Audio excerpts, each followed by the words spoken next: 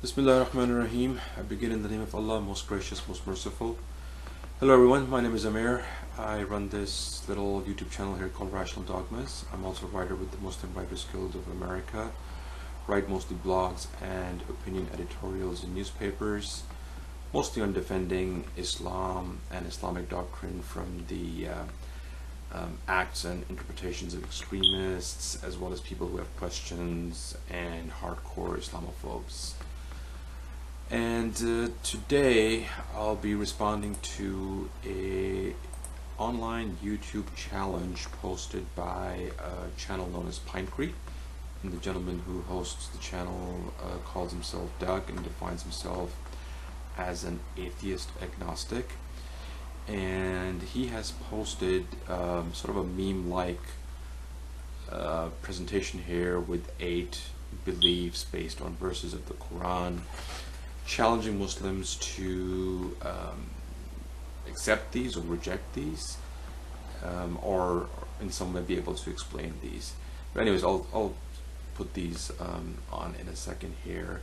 And before I get into that, just by way of quick introduction, I am with the Ahmadiyya Muslim community, and we are the Muslims who believe that the second coming of Christ, which is the largest prophetic or eschatological belief among Muslims and Christians, that the second coming was fulfilled in the person of Mirza Ghulam Ahmad of Qadian, who lived in India roughly about 100 years ago, from 1835 to 1908, and that the prophecy was allegorical, of course, much in the same way as Jesus explained in the New Testament that John the Baptist is the second coming of Elijah. However, the video here and my discussion and talk is solely my own views, and they're in no way the official views of the Ahmadiyya Muslim community. So, with that out of the way, let's go ahead and take a look at what Doug of PineCreek has to say. I have a challenge for Muslims. It is rare that you're given the opportunity to state clearly and unabashedly what you believe. Okay, I'm just going to pause Doug here for a couple of minutes because I don't think it's true to say that Muslims are seldom given the opportunity to affirm their beliefs or to respond to them. In fact, there's a plethora of organizations out there across several platforms, such as political. You've got Act for America, Bridget Nielsen's group. There's Pamela Geller's organization, as well as Jihad Watch by Robert Spencer, just to name a few big ones that are popping into my head. And in fact, the Southern Law and Poverty Center has issued a whole list of organizations that allegedly, engage in Islamophobic activities. And there's a reason why we have the term Islamophobia industry, and it is an industry. It's very, very well funded by a mountain of money out there, and we've seen this kind of stuff fairly often. A case in point over here. This is a meme by I think it was popularized by Dr. Michael Brown, a Christian apologist, a few years back, and this one went around, did quite the rounds out there on the internet and social media. So, I just wanted to say that it hardly is rare. In fact, it's a pretty big thing out there. But anyways, to get back to the rest of Doug's challenge. So I want you to take a look at this list, and if you agree with it, if you believe it, then I encourage you to contact me and come on camera and state it out loud for the record, publicly. I issued this challenge to Christians, and only one has taken me up on camera so far. But a lot of them felt picked on, and one specifically asked me to do it for Muslims, but I had already had that planned anyhow. So here's the list. If you believe it, please contact me, come on camera, and state, number one, I believe Muslims are the best people or nation, and I give scripture references for all of these, so you can look it up for yourself. I believe it's okay for a man to hit his wife if she persists in her rebellion. So if you believe that, I would love you to state that publicly. I believe the moon has split into two. I believe those who are not Muslim will be burned in fire until their skin is roasted. Then new skin will be given to roast some more. I believe those who have sex before marriage should be given 100 lashes. I believe the penalty for leaving Islam is death. I believe one should fight those Jews and Christians who do not believe in Allah until they submit. And finally, I believe no man should have sex with another man's wife unless they are his slave. So these are things found in the Quran. And if you agree with them and believe them, then I encourage you to come on camera. I'm not looking for explanations. If what I said here is not in the Quran and is wrong, then just you can say, I don't believe that. But of this list, what you do believe, I encourage you to state it publicly. Okay, so as we've just heard the presenter of the challenge say that he would like Muslims to come on camera and unabashedly state their agreement and beliefs with these verses of the Quran, and that he is not interested in any explanations. So let me first go ahead and do that. So I'll go ahead and state that I do not believe that this is what these verses of the Quran are stating. I believe I do not agree with these statements, and I believe that these are misrepresentations and they're kind of like allegations, and they cast a certain impression that occurs when you cherry pick verses and you cast them in a certain light, or you try to present them without any context or intellectual discussion. Having said that, I guess, Doug, it's your prerogative to stop at this point, and not watch the remainder of this video. But I've taken a considerable amount of effort to go through each one of these in a fair amount of explanation for people who would be interested in that, and I would definitely encourage you to watch the remainder of this video. I've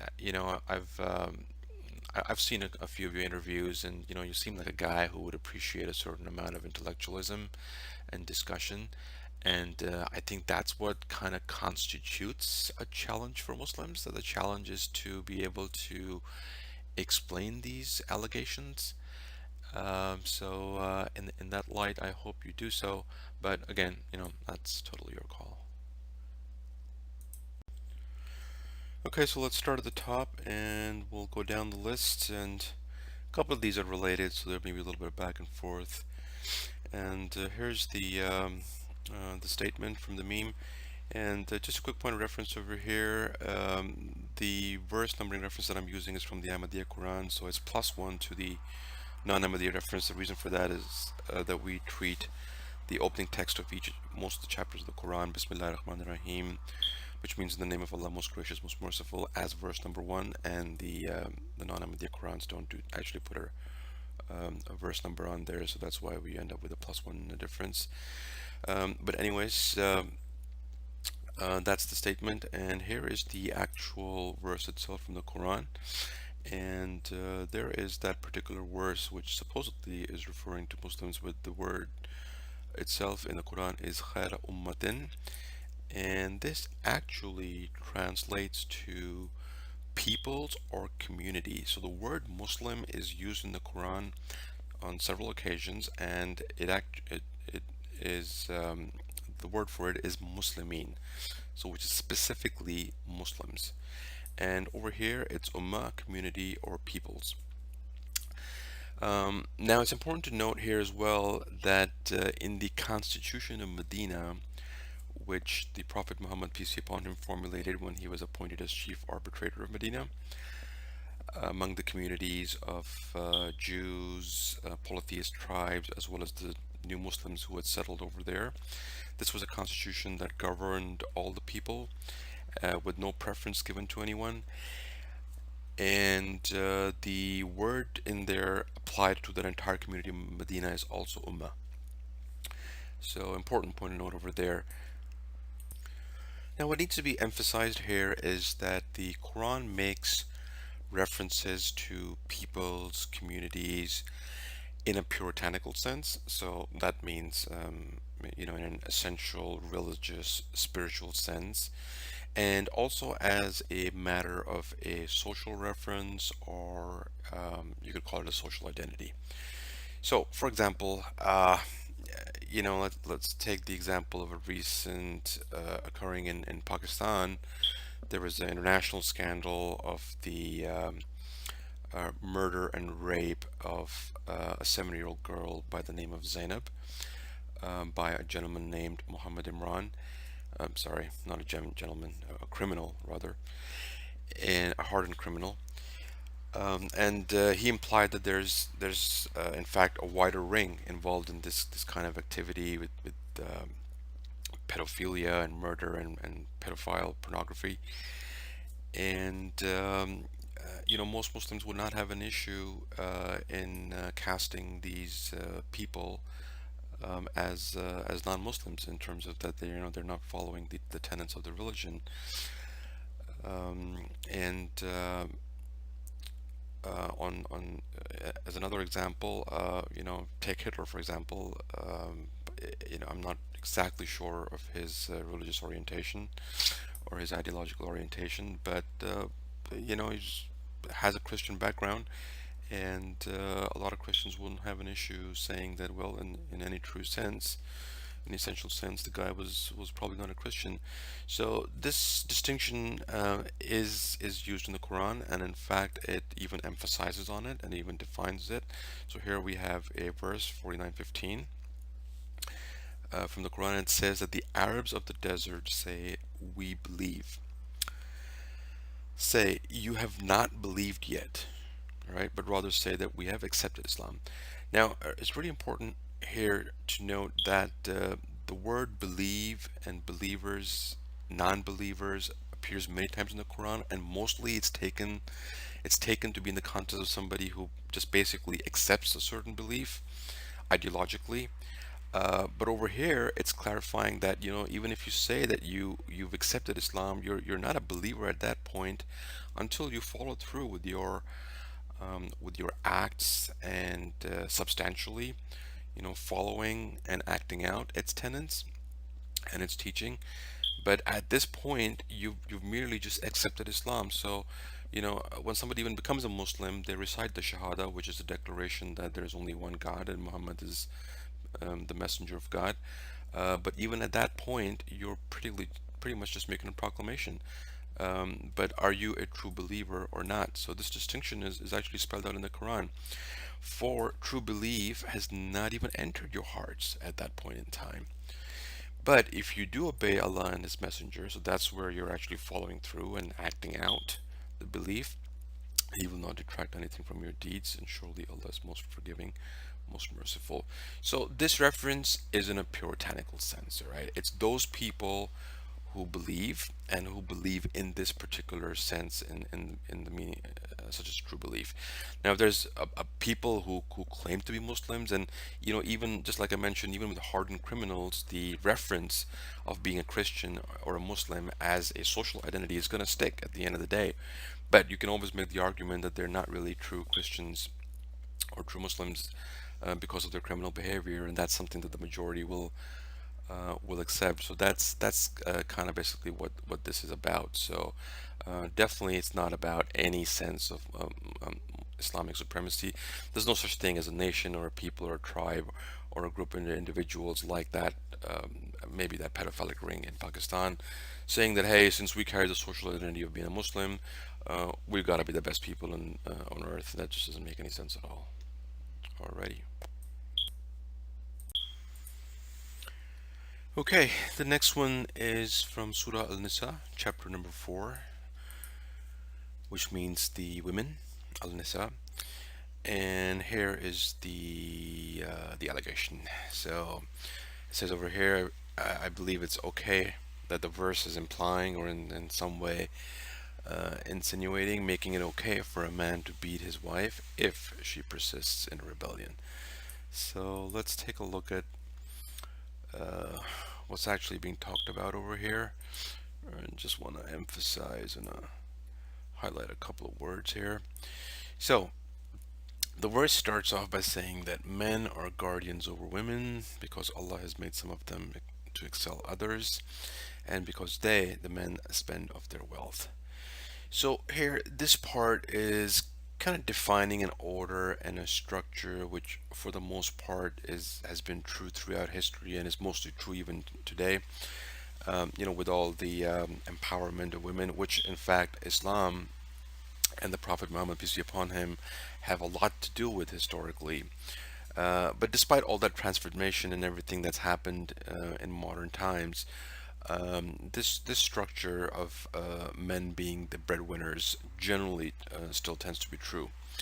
And now we're speaking from a religious, essential, and spiritual perspective.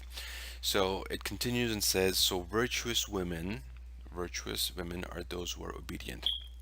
Now, again, just as I highlighted in the previous word about believers and non-believers, obedient here is probably commonly mistaken to mean, as a husband who's ordering his wife around, I go to the kitchen, do this and do that, get the food cooked up, and get the laundry done and stuff like that. But this is this is obedience in this context here, which means that the women who uphold this order and uphold the spirituality and the religious teaching and guard the secrets of their husband with Allah's protection. And now, as for those on whose part you fear disobedience, so this is disobedience, in relevance to the context of obedience being talked about over here. And I think rebellion is an okay word and a good word for it as well. But this disobedience, I guess, kind of directly relates to the obedience over there. And the word is nushuz in Arabic, which has wider implications, and the context is more or less the same. But subversion would also be a good word here, and here disobedience does mean subversion. It's subversion of this order, of the structure. So here, the woman would be rebelling by, maybe she's going out, and getting involved in kinds of activities which are disobedient to the faith itself. Maybe she's out drinking or wearing clothes in a certain way, and that's having ideological influences on the children. So now they're getting torn apart between the ideological differences that they're seeing between the husband and the wife. So it's that kind of disorder and disobedience that's starting to take place, which is now subverting the larger family unit. And nushuz does have that kind of a wider, more severe implication. It's just not something simplistic, but more subversive at a higher level.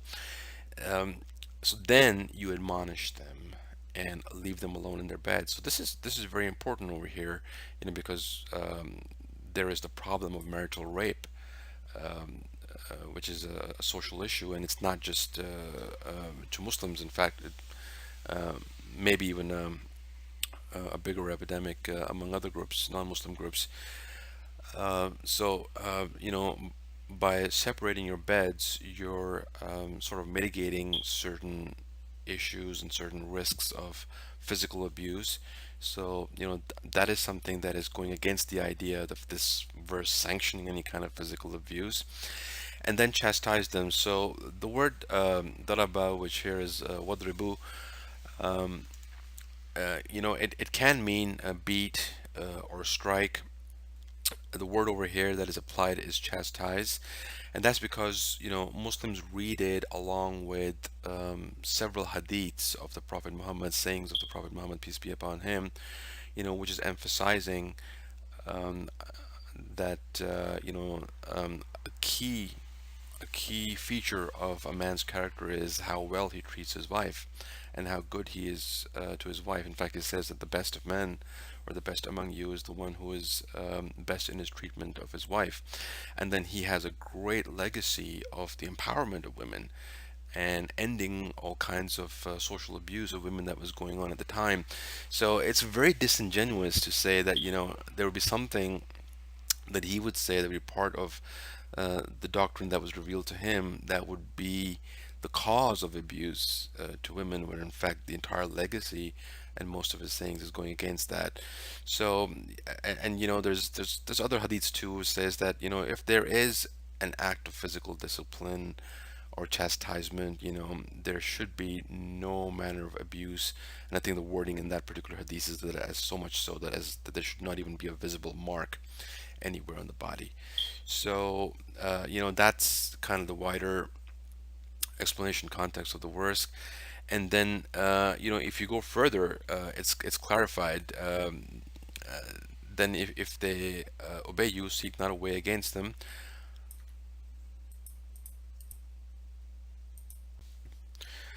And actually, if you go to the very next verse, we'll get some further clarification over here. So it actually says that if you fear a breach, so if things are not working out, then appoint an arbiter from his folk and an arbiter from her folk. And if the arbiters desire reconciliation, Allah will effect it. And surely Allah is all knowing and all aware. So, the abuse, beating into submission, beating of the wife is absolutely not what the verse is talking about. It's not the final act under disobedience or anything.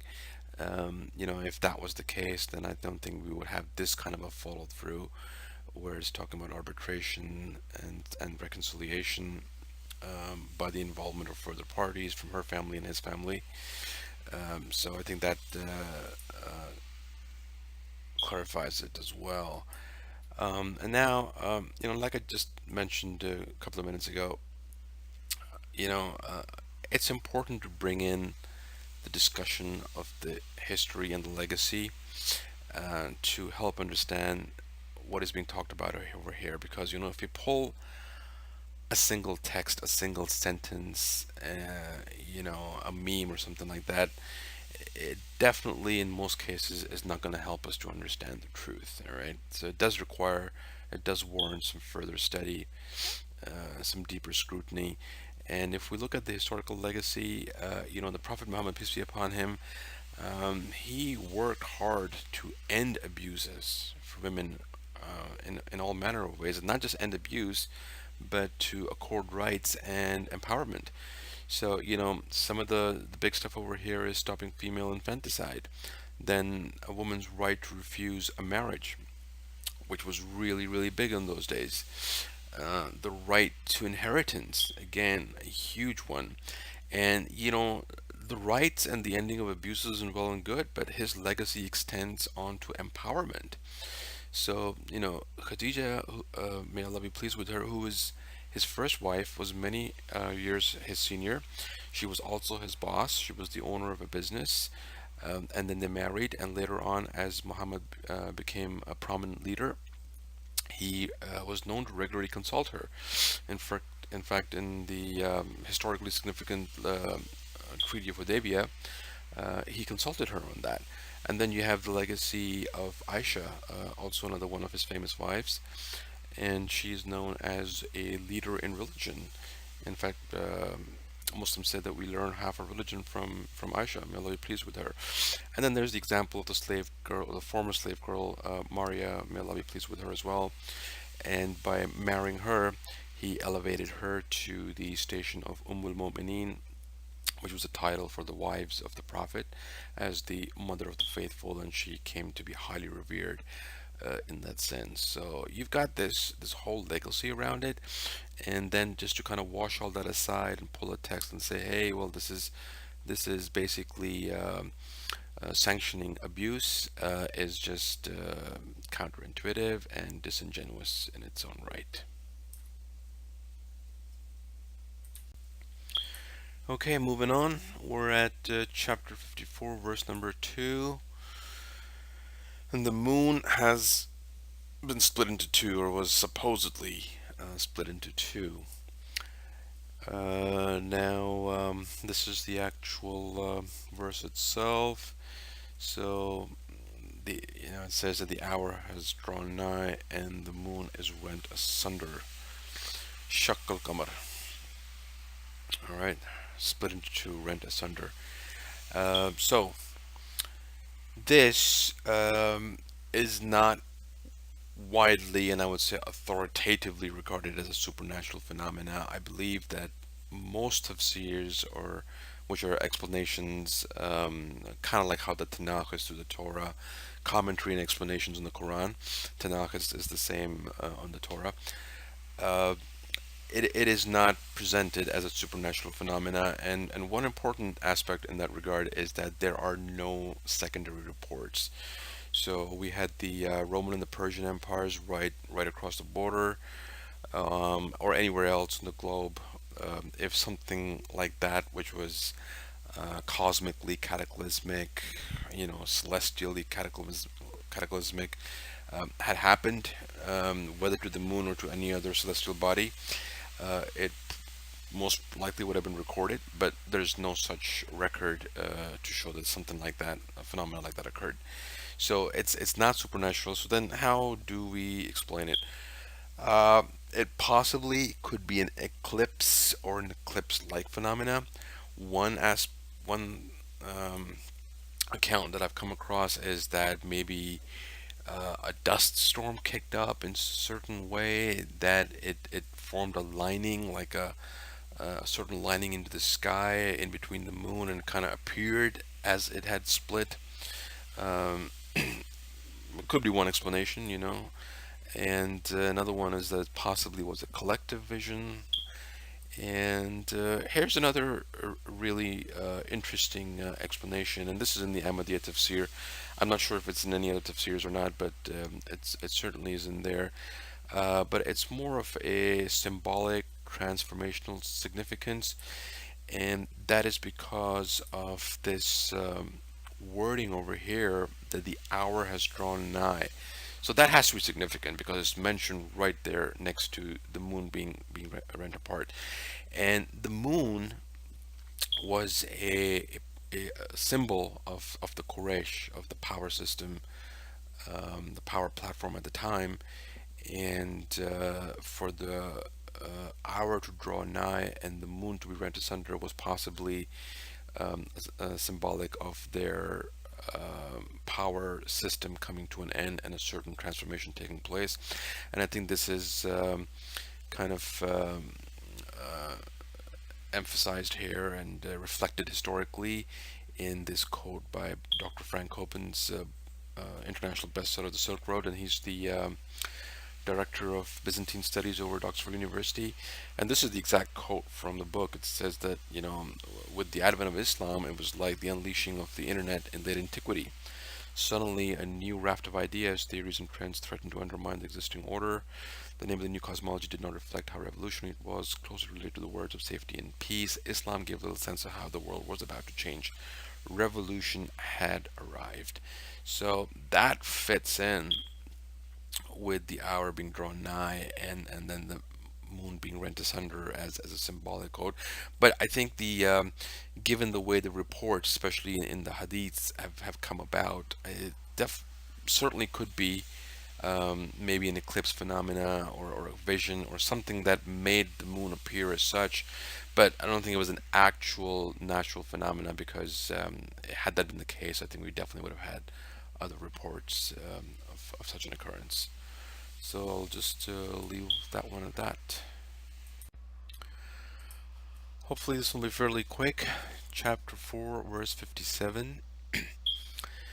And the meme states that I believe that those who are not Muslim, and keep that in mind please, not Muslim, will be burned in fire until their skin is roasted.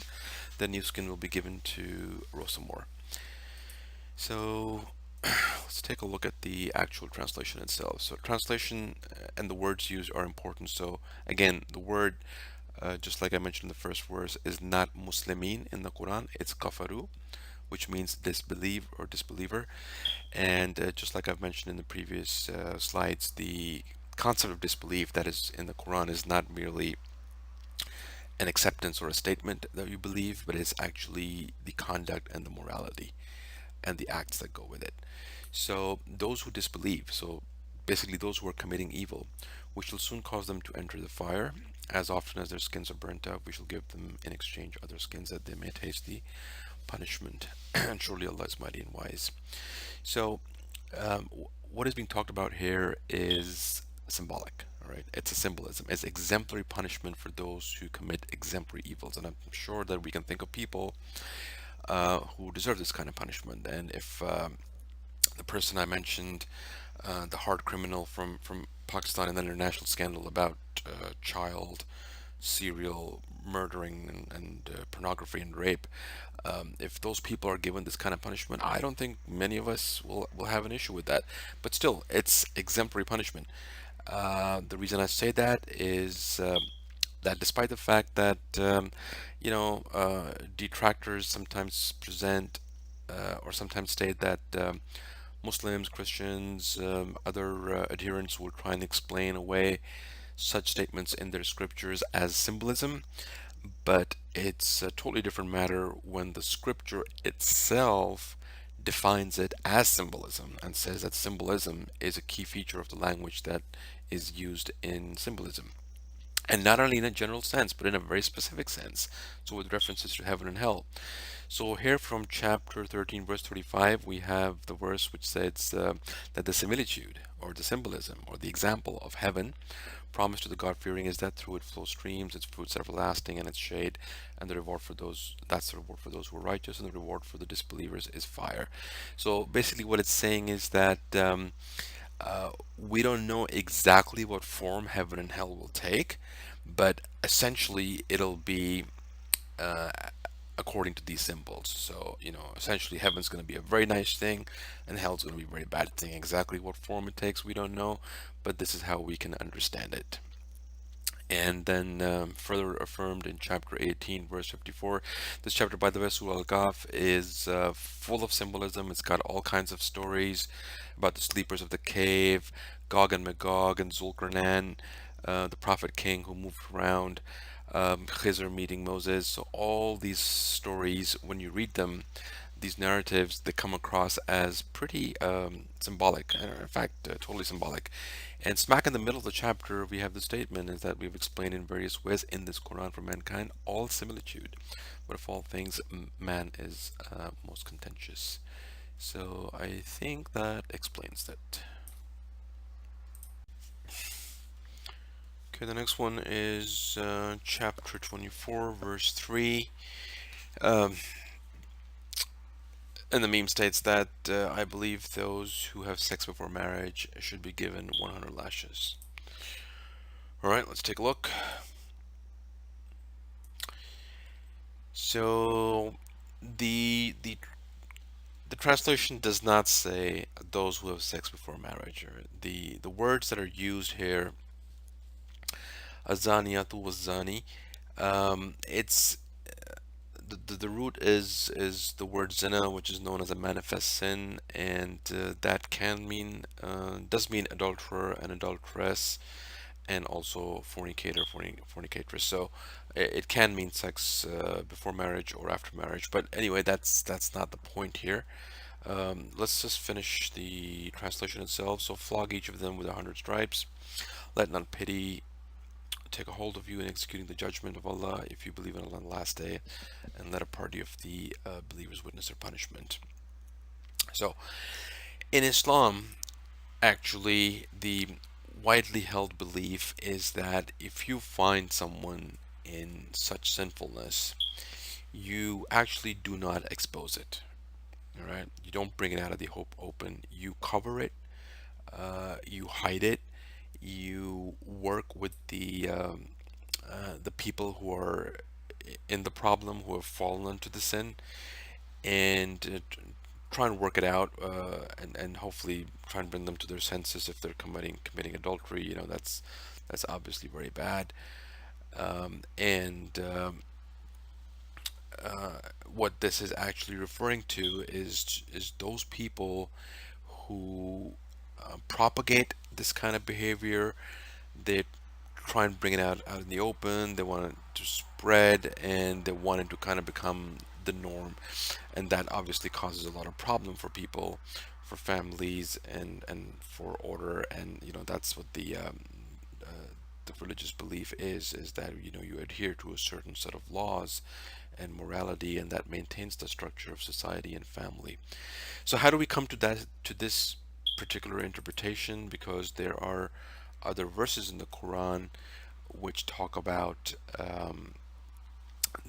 for example, this one in 24:20 is that those who love that immorality should spread among the believers, they will have a painful punishment. And then it also says to the believers, don't follow in the footsteps of Satan, and Satan is someone who enjoins immorality and manifest evil. So there's also some supporting hadiths that talk about the covering of sins, and that if people are in that kind of trouble, and they've fallen into sinfulness, and that kind of thing happens. It happens all the time. We know it does, whether you're religious or you're not religious, or in the sense that you claim to follow religion. Sin will take a hold of people. We see that sort of thing happening all the time. So there's a way to deal with it. There's a way to come out of it. And what you don't want is to validate it and to have it spread around. So that's what it's referring to. And in fact, it's further validated by another hadith of the Prophet Muhammad, peace be upon him, where it says that if you're in the situation that you just cannot overcome, let's say a particular sin, let's say sexual misconduct, if you find yourself in that kind of a situation that you just are not able to overcome it, the very least, at the very minimum, you should understand and accept it in your heart that what you're doing is an extreme sinfulness, and it's very damaging to society and to others. And you should always maintain the hope and the prayer to be forgiven for it and to be rescued from it. So that's the bare minimum. You don't go around trying to validate it and say, well, it's okay. People should come around and have as much fun as they'd like to, because obviously it's damaging to the social fabric. And I think that's what I got for that one. Okay, another one from chapter 4. Boy, there's a lot of chapter 4s in here and there.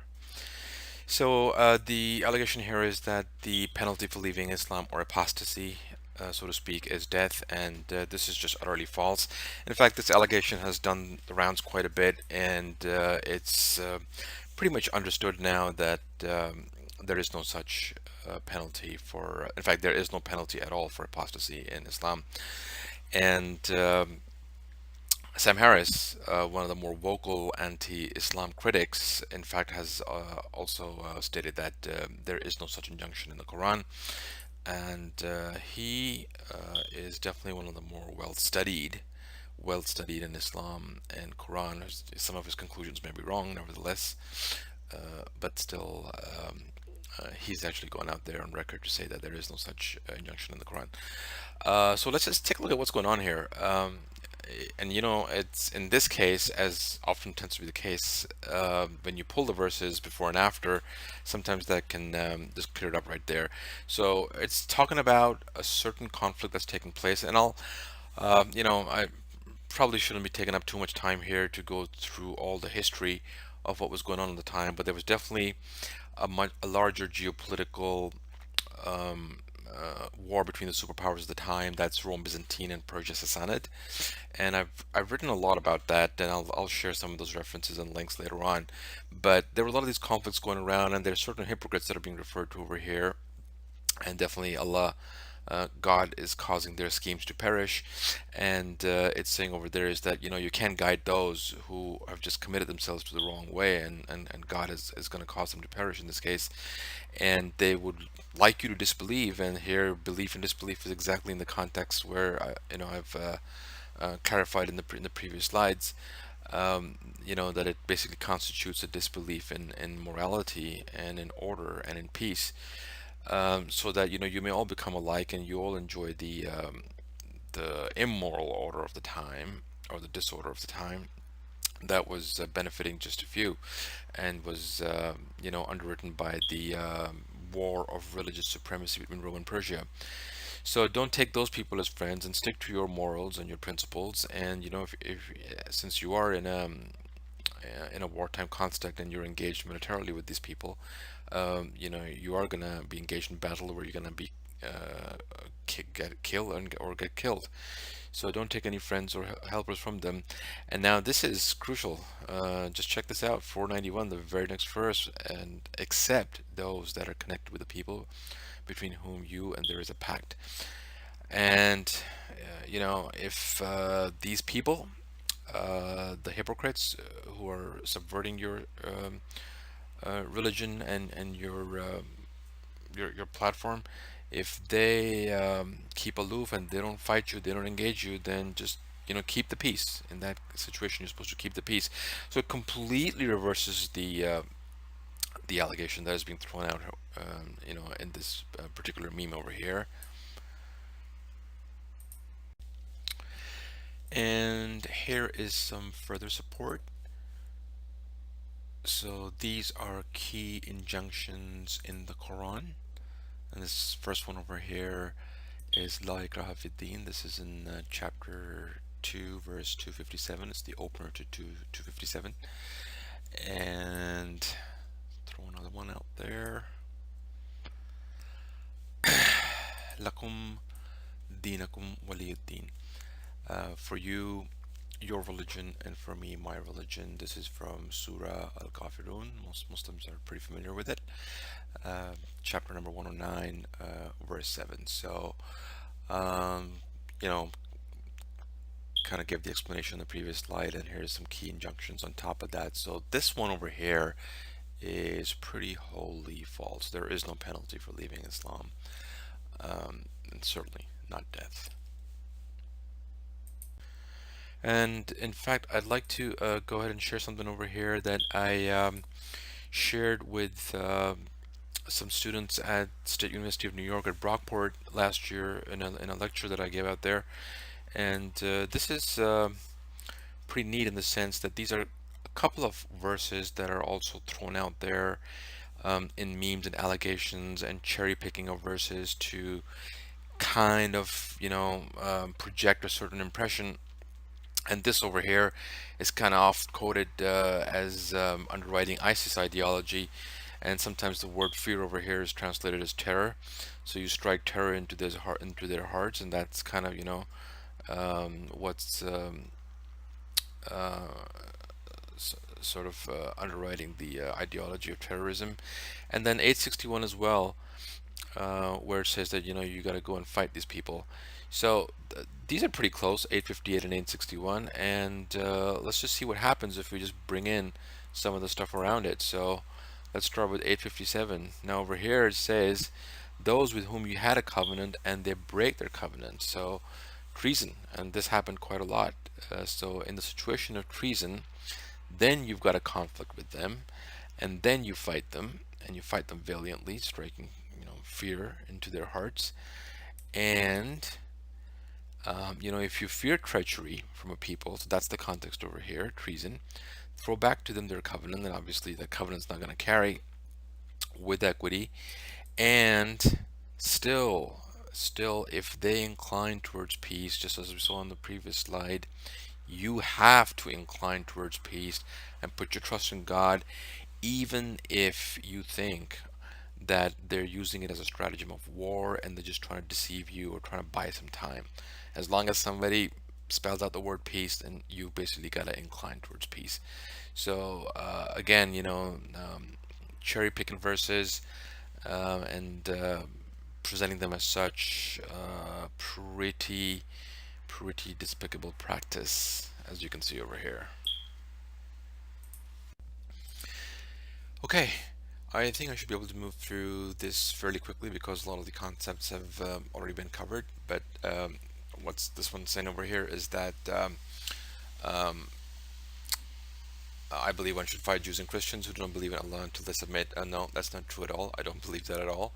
And here is, as we've already seen, what the actual context is. So over here, as you can see, the distinction is clearly being made. Fight those from among the people of the book. That's the social identity part of it, who believe not in Allah nor the last day. So not believing basically means not believing in the tenets of religion, and not acting accordingly. So there are people from among the book and people who socially identify as Muslims who commit evils, and subvert order, and do things like that, and they don't pay the tax, or they create rebellions and treachery and treason and stuff like that. And this is basically, in a general sense, what it is referring to. There's a lot of military conflict going on over the time. One party takes over the other party. You've got to fall within order. Okay, and then if you're going to continue the rebellion, not paying taxes, and stuff like that, then obviously, as in any given context and morally accepted context, even in the modern day, there is military repercussions to that. And the distinction is made apparent because in verse 263 it says, surely the believers, the Jews, the Christians, the Sabaeans, whichever party believes, okay, as distinct from believing not, Allah in the last day. And the last day is mentioned over here as well, so it makes the context very clear. And does good deeds, shall have the reward with the Lord. So it's talking about a certain group of people who are causing problems and issues, and those are the people that you have to fight, as you fight them in any day and age. Okay. So was able to move through this one a little quicker, but I'm gonna go ahead and back it up by a couple of more historical references. Okay, and what we have here is something called as the Charter, Prophet Muhammad's Charter to the Christians. So the monks at Saint Catherine's monastery over at Mount Sinai, in current day Egypt, requested the Prophet Muhammad, peace be upon him, for certain protections, given all the military conflict that was going on at the time, and he actually delivered it. And this is believed to be his handprint on it. And this, I believe, is still the original document. It's one of the oldest historical documents still extant today, that's still out there. So he gave the charter to the Christians, assuring them that there will never be any issues on behalf of true Muslims on the basis of one's faith and a conscientious position. And here are some key features. So he writes in the covenant, it is from Muhammad to Christians near and far, that they're my citizens, and as my citizens I hold out against whatever displeases them. No compulsion is to be on them. Their judges and monks are not to be removed from their positions as these conquests are coming through, and that no Muslim is to disobey this order until the very last day. Okay. And then here's some further historicity to back that up. This is based off a wonderful book by Dr. Peter Frankopan, who is the Director of Byzantine Studies over at Oxford University. It's called The New History of the World.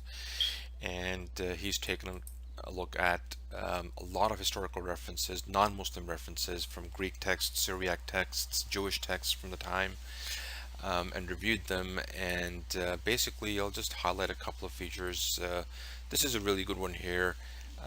This is Dr. Frank Copen's own quote that, even though the material of the earlier Islamic history is complicated, the unmistakable and striking theme is that Muhammad and his followers went to great lengths to assuage the fears of Jews and Christians. So that would be completely contradictory to the allegation that we saw in the previous slide. And in fact, Muhammad was debated in Jewish writings as the messianic fulfillment of prophecy, who delivered Jews from the tyranny of Rome, restored the Holy Lands back to Abrahamic monotheistic authority, and they were saying that perhaps he's the Christ that was to come, the anointed one. And as you can see, the references are all there, and these are all non-Muslim texts. And here's another one by Rabbi Shimon ben Yoahe, who was grief-stricken by Emperor Heraclius' persecution of Jews, and he was one of the emperors of the time, and then he receives a vision telling him that, fear not, God is bringing about the kingdom of the Arabs for the purpose of delivering you from the wickedness of Rome.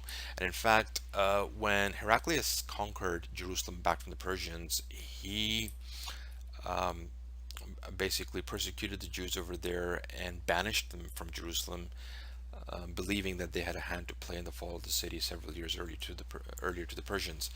And when the Caliph Omar, the second successor or caliph after Muhammad, peace be upon him, When he conquered Jerusalem, he removed the persecution, and he basically ended the banishment as well.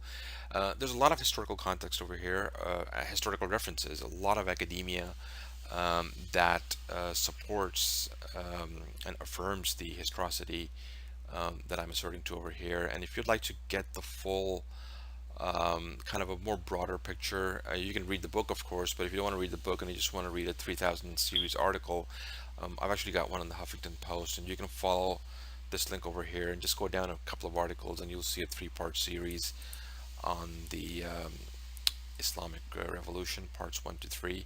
It's about 3,000 words in total, and that'll give you a fair amount of detail over there too. So further support that verse that we saw earlier about fighting Jews and Christians, and the way it's impressed on that meme, not true at all. Don't believe that at all.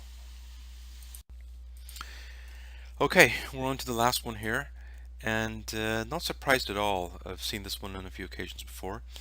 And the allegation over here is that this verse is condoning or promoting sex slavery, and having sexual relations, that a man's permitted to have sexual relations with the wife as well as their slave servants. And in some cases, even seen the allegation that this is condoning rape. That you can rape your slaves. That's seen that out there as well. But as is the case that we've seen with most of these verses, that is not so. So here's the key word: malakat imanukum, right hands possess.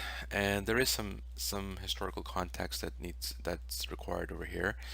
And so the situation in Arabia, as I've illustrated in the previous verses, dealing directly with war, was very fluid. I mean, you had the larger geopolitical war with Rome and Persia, and there were local alignments. So the conflict kind of spilled over into Arabia, as well as you had some local power systems as well. And at least one of them, the Quraysh, which is based in Mecca, did come in direct conflict with the Muslims once they established themselves in Medina, and then from the Quraysh it kind of expanded into the Confederates as well.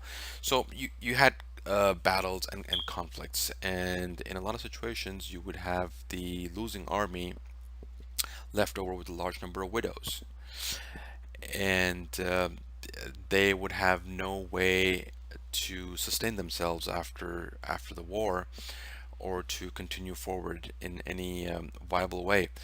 So the system that was taken up at the time was to assign these widows to Muslim households, and they would be responsible for their caretaking, housing them, and be responsible for them.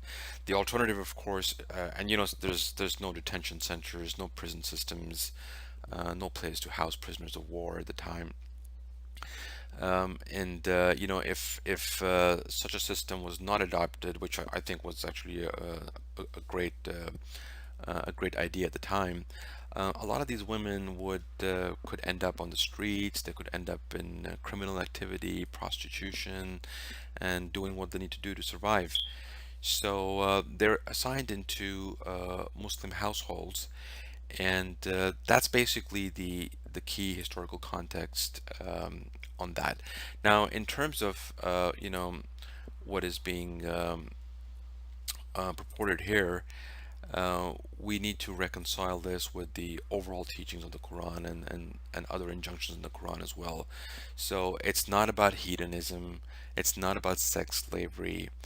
As you can see over here in chapter 24 verse 33, the injunction is clearly to marry widows from among your male slaves and female slaves who are fit for marriage. So in any situation where the fate of the husbands of these widows were not known, they may have perished during battle, and their deaths may not be confirmed, or they may have retreated to a different territory, or they may have just migrated somewhere else to escape the wars.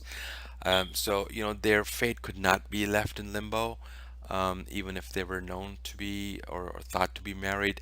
And this actually happened during an event known as the Day of Hunain, when this question was posed apparently to the Prophet Muhammad, peace be upon him, and reportedly this verse was revealed as a reply to that question as to how to deal with such women. So they were assigned to Muslim households, and then, you know, if a situation arises where it's fit that they should be married, then they would have to be married. And then, you know, here's another verse, kind of an overall broader theme about the life of the Holy Prophet Muhammad. You know, it's in verse 33, chapter 33, verse 29. And this is kind of what goes against this concept of sex slavery and hedonism.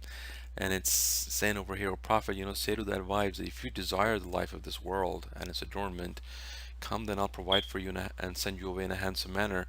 So if all these struggles and sacrifices that are taking place, you know, all these battles they have to fight, and all the social transformation and its pressures that's coming around, and it's all good. It's all you know, there some good stuff going on. I mean, there's rights for women, there's rights for the poor, welfare for the poor, the freedom of expression, the freedom of conscience, the freedom of religion, as I've shown in previous slides. But you know, it definitely all came at a great sacrifice and great stress. So if that's too much for them, you know, they're free to leave. They're free to leave. Nobody is bound to this ideology. Nobody is bound to the religion or to the struggle, and it's clearly a matter of choice. So their life was not about that kind of stuff, about, you know, conquering lands and keeping sex slaves. And just to back that up real quick, I'm just gonna put this up there, and I won't read it verbatim, and you know, feel free to pause and to go through it. But you know, this is just to back up that profile that I was just mentioning, and this is particularly of note over here. You know, about the Holy Prophet Muhammad, on whom be peace, that when he, you know, his first marriage was to Khadija, who was his lady boss, business owner that he worked for. He was 25 and she was 40 at the time, and he lived with her till he was 50 years old. Then he married another lady of an advanced age, and just about all of his other marriages were between a period of about 5 to 6 years over here. And this was during a period when he was constantly engaged in political activity. So a lot of those marriages were about political reconciliation, tribal reconciliation and affiliation, and bring in peace in many instances. And then after that, you know, once he did become you know, when Mecca was eventually conquered and he became the ruler of Arabia, well, part of Arabia, the consolidation of Arabia happened in the era of the first successor, Abu Bakr. But you know, it had certainly started. And you know, when he had these positions and all the comforts and amenities were available to him, at that point he didn't enter into any further marriages. So there's some more information here about, you know, the women that he married, and some of the reasons that he married for. Feel free to take a look at that. But I think that backs up that profile, and it I think answers that particular allegation.